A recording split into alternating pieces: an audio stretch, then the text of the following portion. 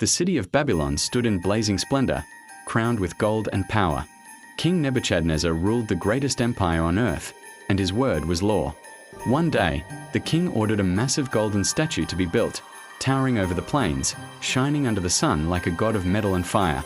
When it was finished, messengers were sent across the empire with a command that could not be ignored.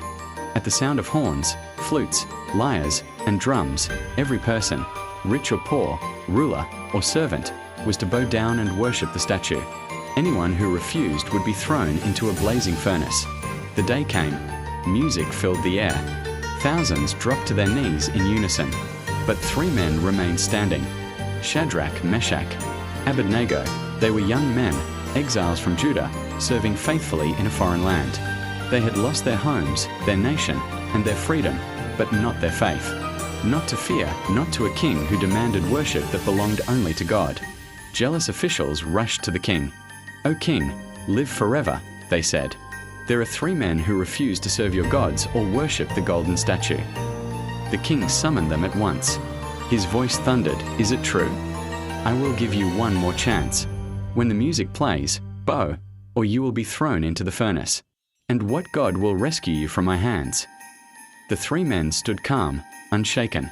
They answered, "O king, we do not need to defend ourselves.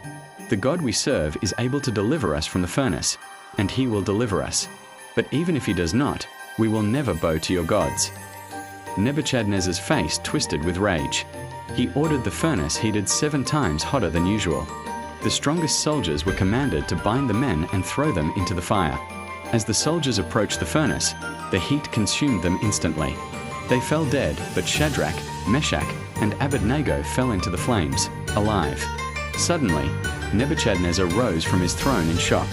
"Didn't we throw 3 men into the fire?" he shouted. "Yes, O king." "Then why do I see 4?" he cried.